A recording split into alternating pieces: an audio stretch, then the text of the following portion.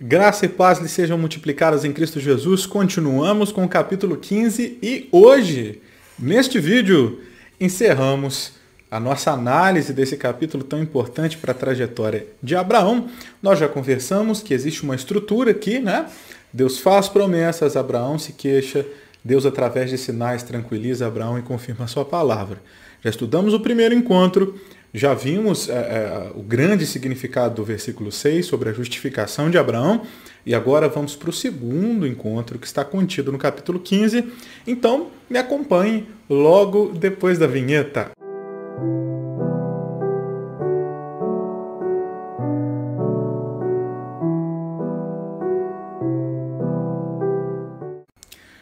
Começamos a partir do versículo 7, que eu peguei emprestado no vídeo anterior, mas que pertence a esse vídeo, ok? Então o Senhor lhe disse, eu sou o Senhor que o tirei de Ur dos Caldeus para lhe dar esta terra como posse. Oremos. Pai, Tu és o Senhor sobre todas as coisas e toda a verdade está em Ti. Submissos a Ti estamos nesse momento, pedindo que o Senhor nos revele a sua palavra e, através dela, nos molde, nos limpe e nos faça pessoas mais parecidas com Cristo para a sua glória. Muito obrigado por essa oportunidade. Esteja conosco. Oramos em nome de Jesus. Amém. Pois bem, dois encontros no capítulo 15, eles obedecem a uma estrutura de Deus fazer promessas, Abraão se queixar e Deus, através de símbolos, confirmar a sua palavra. Vimos o primeiro encontro, onde Deus promete ser o escudo de Abraão e Abraão se queixa de não ter um filho próprio. Deus faz com que Abraão olhe para as estrelas e esse é o símbolo de que Abraão sabe muito pouca coisa do que ele está dizendo. O poder de Deus para executar a promessa é vivo, né? E está para além do que Abraão pode compreender. A questão é que Deus ampara a fé de Abraão, ele responde com fé à promessa de Deus, isso lhe é acreditado como justiça. Abraão é justificado pela fé em quem Deus é e em aquilo que Deus promete. Seguimos no capítulo 7, essa estrutura recomeça. Deus faz uma promessa dizendo que foi ele que tirou Abraão de Ur dos Caldeus. Essa afirmativa é importante porque ela é uma resposta, assim como nós já vimos no vídeo anterior, ela é uma resposta ao fato de Abraão ter dito que estava então caminhando com Deus, como foi chamado a fazer lá no capítulo 12, contudo, Deus ainda não havia lhe dado sequer um filho. E Deus está dizendo para ele, se você caminhou comigo, esse não é mérito teu, este mérito é meu. E eu te chamei para caminhar, eu te tirei de Ur e não te tirei sem propósito. A sua caminhada tem um propósito, ela aponta para um lugar que é dar esta terra como posse. Deus disse, toda vez que Deus diz, Deus cria, né? Então esse relacionamento de caminhar com Deus parte não exclusivamente da força de Abraão, porque é fato que Abraão responde ao chamado de Deus, mas até este responder está então sustentado na força que Deus dá para esse homem, nas promessas que Deus faz. Então Deus chama, Deus caminha com, Deus aponta para um destino e isso precisa tranquilizar o nosso coração enquanto igreja. O Deus que nos chamou sem que tivéssemos mérito algum, nos escolheu nele antes da fundação do mundo, como nos diz Paulo em Efésios 1:4. Saber que Deus nos escolheu e que tem nos feito promessas através de nossos pais na fé, que se cumprem em Cristo, isso nos traz uma alegria absurda de saber que se tudo isso se cumpriu, fato é que tudo o que há pela frente também se cumprirá. A justificação, a salvação no Antigo Testamento, tinha como base a fé que esses homens e mulheres tinham, que Deus faria aquilo que disse que faria. Fato é que Deus cumpre todas as suas promessas e alianças do Antigo Testamento em Jesus. Então, o Antigo Testamento cria em coisas que haveriam de acontecer. Nós, posteriores à morte e à ressurreição de Jesus, cremos no mesmo Messias, somos justificados pela fé nele, porque sabemos que todas essas coisas se cumpriram.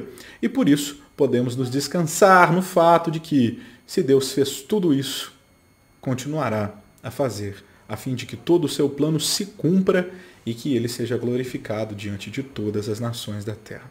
Isso deve tranquilizar o nosso coração. Como sabemos, no capítulo 15, sempre que há uma promessa de Deus, há também uma queixa por parte de Abrão. E Abraão se queixa. Acompanhe comigo o versículo 8. Versículo 8, vamos lá. Abrão perguntou: ó soberano Senhor, ou Senhor soberano, como posso ter certeza de que possuirei de fato? Quando Deus declara ser o escudo no primeiro encontro, Abraão declara que ele tem comido das bênçãos, experimentado das bênçãos de Deus, mas falta uma bênção essencial. Agora, Deus declara que a caminhada dele tem como fundamento próprio Deus e aponta para um destino que é possuir a terra. Abraão então se queixa e diz: mas como eu posso ter certeza disso? Perceba que mais uma vez Abraão se coloca no seu lugar de ser um servo, ó soberano Senhor, demonstrando então que a sua queixa tem como base não a sua desconfiança, visto que ele já creu, nem a sua dúvida quanto à possibilidade das coisas acontecerem, como se ele não cresce em Deus. Ele está falando sobre certezas. Né? Qual é a certeza que eu posso ter? Ele parte de um lugar de subserviência e faz uma pergunta honesta. Ok, o Senhor já me garantiu que a minha semente, e lembre-se que a promessa de Deus com Abraão tem sempre base em uma descendência e um território, reino, né? Uma descendência e um território, uma grande nação. Pois bem, e essa nação há de abençoar todas as famílias, né? Então, Abraão já teve a certeza da semente, visto que Deus disse que a sua semente será semelhante às estrelas do céu, que Abraão não pode sequer contar. Agora, a pergunta é sobre a segunda metade da promessa, é sobre um território. Eu já sei, então, que minha semente está garantida, eu creio nisso, mas e a terra? Qual é a certeza que eu posso ter que a terra será minha? Então, Abraão parte do princípio que o que Deus está dizendo é sério e ele quer se comportar com seriedade diante de Deus. Né? Apesar de aqui ele já ter crido, ele ainda pede uma base para crer, não na sua descendência, não que o Cristo viria, né? Por mais que isso ainda não esteja claro, justificado por crer na descendência, e esse descendente é Jesus, ele está querendo saber ali dos moldes territoriais. Né? Então, é uma fé que leva Deus a sério, não é uma fé que duvida do que Deus está falando, é uma fé que diz, ok, me faça enxergar então de maneira mais clara. Assim como o Senhor me fez enxergar de maneira mais clara que a minha descendência é muito maior do que um filho que eu queria, me faça enxergar mais claramente também esse segundo quesito da promessa que a terra. Como eu posso ter certeza? Né? Como eu posso ter certeza? E daí surge um diálogo de Deus com esse homem, que, como a gente sabe, tem base em sinais. No primeiro encontro, ele pede para olhar para as estrelas do céu. Agora, Deus vai para um lugar mais profundo ainda. Olha só o versículo 9 em diante. Nós vamos ler os versículos 9 e 10. Respondeu-lhe, Deus está falando com ele, né? Toma-me uma novilha, uma cabra e um cordeiro, cada qual de 3 anos, uma rola e um pombinho. Está falando aqui então sobre elementos, animais puros, com relação à lei que ainda virá, né, em Moisés, a gente está bem antes da lei, mas os animais que Deus está pedindo em sacrifício são animais puros perante a lei. E a questão aqui de 3 anos de idade fala sobre completude. Os animais, então, são todos de primeira idade, mas já desenvolveram o seu crescimento. Seu crescimento está completo, ou seja, é um sacrifício completo, um culto completo que Deus está pedindo por parte de Abraão. Versículo 10. Ele, tomando todos estes animais, partiu-os pelo meio e lhes pôs em ordem as metades, uma defronte das outras, e não partiu as aves. Por que não partiu as aves? Porque aves são pequenas, né? Então, provavelmente ficaram de um dos lados, ou um lado de um e outra de outro lado, mas não parte-se as aves, visto que são pequenas, os animais maiores são partidos. Abraão sabe o que está acontecendo aqui, né? Isto é um ritual antigo, comum no Antigo Oriente Próximo, de aliança entre pessoas. As carcaças, então, são colocadas, um caminho é aberto entre as carcaças, e a aliança consiste em as duas partes de um acordo passam em meio das carcaças, jurando então que se não cumprirem com as suas palavras, com o seu comprometimento ali de um para com o outro, assim será o destino daquele que promete, se não cumprir. Será partido como as carcaças. Apesar do texto não deixar claro que Deus pede para que ele corte, né? Deus pede os animais, olha lá, 9, toma-me uma novilha, uma cabra, cada qual de 3 anos, uma rolinha e um pombinho. Versículo 10, ele tomando todos esses animais, partiu-os ao meio. Então, Abrão demonstra aqui que sabe o que está acontecendo, né? E a coisa começa a se desenrolar. Versículo 11, aves de rapina desciam sobre os cadáveres, porém Abrão os enxotava. Isso é um primeiro símbolo de coisas que hão de ser reveladas. As aves de rapina são aves que buscam a carcaça, o animal morto, né? E isso é um símbolo das revelações que virão posteriormente nos próximos versículos, mas podemos ter ideia então que a revelação passa então a abrir, os símbolos começam a aparecer. Assim como olhar para os céus e contar as estrelas não tinha relação com as estrelas, mas com a dimensão da descendência, as aves de rapina aqui começam a representar uma coisa, que tendo em vista os versículos posteriores, podemos entender que as aves de rapina aqui, então, são os inimigos, tipo o faraó e os egípcios, que gostariam, então, de tomar de Abraão o seu sacrifício, né, a sua descendência. Isso vai ficar mais claro nos versículos seguintes. Versículo 12. Ao pôr do sol, caindo profundo sono sobre Abrão, e grande pavor e cerradas trevas, ou densas trevas, o acometeram. 13. Então lhe foi dito, sabe com certeza que a tua posteridade será peregrina em terra alheia, e será reduzida à escravidão, e será afligida por 400 anos. 400 aqui é um número arredondado, porque a gente tem esse dado um pouco mais aprofundado depois, que o cativeiro durou 430 anos. Isso não quer dizer que Deus está errando no cálculo, isso quer dizer que é um valor arredondado que Deus está dando a Abraão sobre algo que acontecerá à sua posteridade. Então vamos prestar atenção no que está acontecendo aqui. Abraão recebe uma palavra de posse da terra e ele diz, como posso ter certeza que essa terra será possuída? Deus pede a ele, dá instruções de um sacrifício, ele corresponde sabendo o que está acontecendo, então Deus começa a revelar coisas a ele. Olha, vocês vão possuir essa terra, mas antes dessa terra, vocês serão escravos em terra alheia.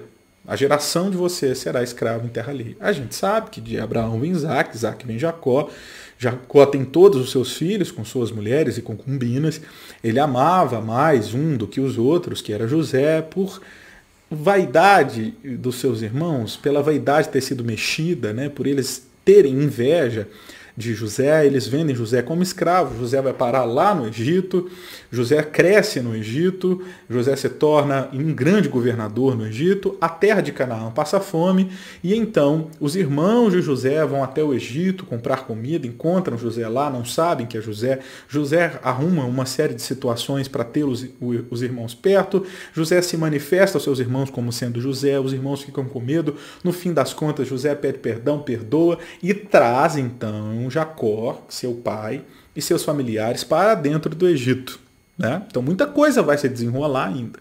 Lá dentro do Egito, como José era muito querido, a terra de Gósen é dada aos hebreus. Os hebreus crescem muito, se multiplicam dentro daquela terra, porque eram muito férteis.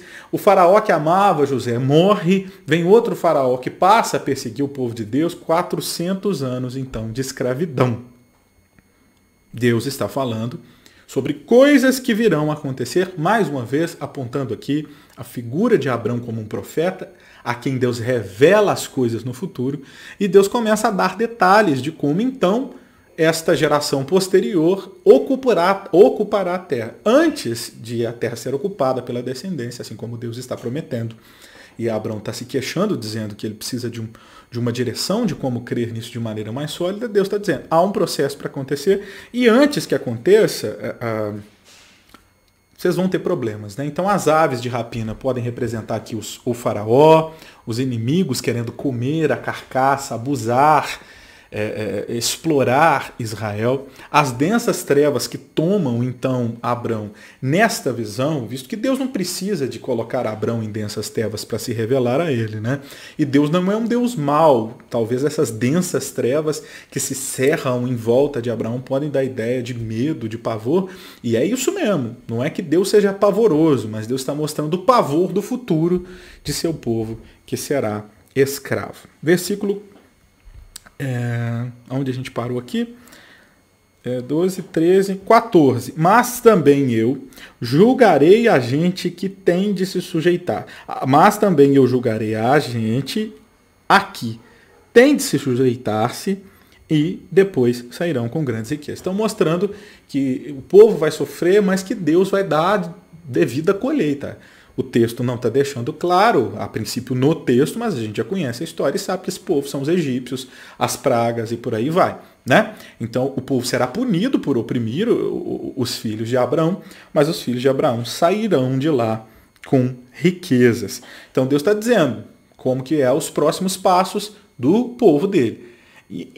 Óbvio que a princípio Abraão não se enxerga dentro dessas questões e pode se perguntar, mas e eu? O que quer dizer de mim? A resposta vem no versículo 15. E tu irás para os teus pais em paz. Quase foi um trava-língua aqui, né? Serás sepultado em ditosa velhice. Olha para você ver. Você vai viver bem, você vai viver em paz, sua velhice vai ser tranquila, você vai morrer de boa na lagoa. Então essa coisa toda horrorosa de medo, de pavor, é para uma descendência posterior a você, mas você não. Você vai dormir em paz, sua morte vai ser tranquila, sua vida vai ser de gozo, as coisas vão dar certo para você. Versículo 16.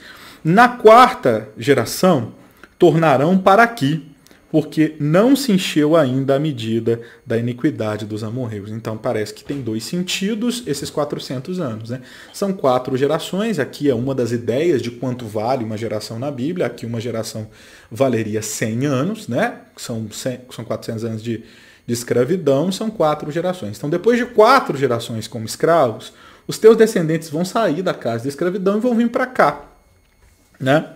Porque não se encheu ainda a medida de iniquidade dos amorreus. Isso nos dá uma ideia de que Deus quer punir os amorreus, né? 17. E sucedeu que, pondo-se o sol, houve densas trevas. Mais uma vez, trevas, né? E eis que um fogareiro fumegante e uma tocha de fogo que passou entre aqueles pedaços. Houve densas trevas, e eis um fogareiro fumegante e uma tocha de fogo que passou por entre aqueles pedaços. Naquele mesmo dia, 18, versículo 18, fez Deus uma aliança com Abrão, dizendo: à tua descendência darei essa terra, desde o rio do Egito até o grande rio Eufrates. Então Deus começa a dar os limites, então, de qual será este território, né? De onde até onde será o território e a terra que eu vou dar aos seus descendentes. Mas há algo muito mais bonito do que Deus estabelecendo territórios aqui, né? A gente percebe que essas primeiras densas trevas foram provocadas por Deus como um símbolo, né? De quando Deus está falando ali da escravidão, densas trevas envolvem. Só que agora as trevas que se aparecem aqui, que aparecem no versículo 17, são trevas do pôr do sol. Então a primeira treva ela é provocada por Deus, a segunda treva é natural, é o pôr do sol. O sol se põe. E nesse sentido, mostrando uma virada de ciclo, Deus caminha por meio da carcaça. A gente já conversou que isso é um pacto, né? E esse é um pacto unilateral. Então parece que Abraão está acordando então daquela visão. A visão demorou muito, né? Ele passou dentro da visão boas horas aí. E quando ele acorda e vê o cenário da carcaça que ele tinha partido, não mais em visão, agora enxergando com seus olhos físicos, ele vê a referência do fogo passando entre as carcaças. Ou seja, alguém está fazendo um pacto. Alguém está assumindo o risco de, se não cumprir, ser cortado ao meio. Esse pacto é unilateral. Apenas Deus atravessa entre as carcaças, mostrando então a aliança que Deus faz com Abraão tem como base o próprio poder de Deus e o comprometimento de Deus. Mais uma vez vemos esse elemento. O cumprir da palavra de Deus depende da fidelidade de Deus e não da força de Abraão. O único a caminhar pelas carcaças é Deus, simbolizado aqui, obviamente, pelo fogareiro fumegante e pela tocha de fogo que passou entre as carcaças. Pois bem, Deus faz uma promessa no encontro 2 de uma terra, e essa promessa é questionada por Abraão. Como eu posso ter certeza? Deus descreve o que acontecerá no futuro, mostrando que Abraão também é um profeta, e mostra que a vida de Abraão será tranquila e que Deus garante que a terra será dada a partir de ele mesmo se comprometer. Ele mesmo se arriscar à morte. Óbvio que isso não é possível, mas Deus não morre, ele é eterno. Mas ele está ali aos moldes de uma coisa que era comum ao tempo de Abraão, né? Um pacto comum ao tempo de Abraão. Deus se submete ali a uma maneira cultural daquele povo se comprometer, se compromete. Amém? Então, está aí. Capítulo 15, Deus se aliancia com Abraão, Deus lida com as queixas de Abraão e deixa claro para ele que dará a ele uma semente, que é mais numerosa do que Abraão consegue contar, e uma terra, que essa sim é delimitada fisicamente. Aí nos versículos 18, de 19, 20 e 21, uma dimensão de até onde a terra vai, né? Percebe? Então a descendência não pode ser contada, mas o território sim pode ser limitado. A gente sabe que futuramente Israel de Deus, o povo de Deus, não é mais um povo que responde a um território físico específico, mas está espalhado em todas as nações, mas aí é assunto para muita coisa que a gente ainda vai ver. Um beijo no seu coração. A minha oração é que você aprenda a lidar com aquilo que Deus já disse e que você tenha fé de se colocar como alguém que serve a Deus, que se aproxime de Deus nos questionamentos do seu coração, com um coração dobrado, né? Sabendo que nós somos servos e Ele Senhor soberano. Não há problema de apresentarmos diante de Deus as nossas deficiências na fé. Não há problema de apresentar diante de Deus que às vezes a palavra dele é transcendente demais para nós compreendermos. E Deus tem prazer em confirmar a sua palavra e a sua aliança. Que Deus te abençoe em nome de Jesus. Até logo, em breve estudaremos juntos o capítulo 17. Até mais.